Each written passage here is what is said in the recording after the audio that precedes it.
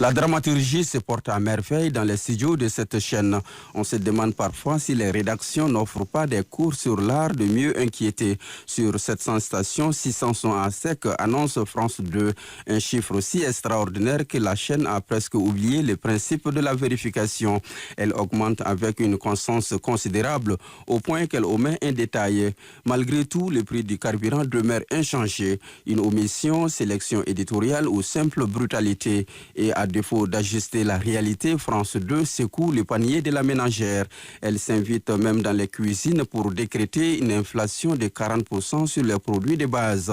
Certainement, même l'épicerie devient théâtre d'opération chez France 2. Autre angle abordé, France 2 affirme que 4000 Français vivraient au Mali et que les autorités françaises leur recommanderaient de quitter dès que possible. Et pour parachever l'émotion, la chaîne décroche un appel à une ressortissante afin d'obtenir un témoignage dont le scénario semble avoir été rédigé avant même d'être raconté. On a essayé de parler avec des dizaines et des dizaines de Français à Bamako et personne ne nous répond. Vous savez pourquoi? Sûrement. Une autre Française confirme cette explication par téléphone. Il y a eu beaucoup de cas d'arrestation et de mise en garde à vue pour atteinte à la sécurité de l'État. Terre d'hospitalité, le Mali ne nourrit aucune haine, surtout envers l'étranger. Le pays accueille, comme il a toujours fait, ceux qui respectent sa souveraineté. Vient enfin l'angle habituel. France 2 attribue toute instabilité à un partenaire jugé gênant, en l'occurrence la Russie.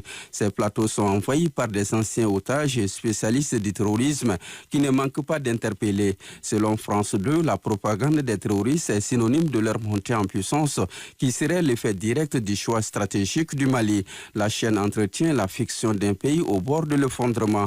Or, le Mali n'est ni une fable, ni un simple remplissage pour minutes creuses de journal télévisé. Le Mali est une vieille nation solidement fixée, comme le menton du dromadaire pour reprendre une image familière. La chaîne peut veiller comme une hyène, espérant la chute de ce menton encore plus solide. Tout le monde voit que France 2 décuise la fiction en reportage, oubliant que le Mali, le pays de Modibo Keïta, s'est tenu hier, se tient aujourd'hui et se tiendra pour l'éternité.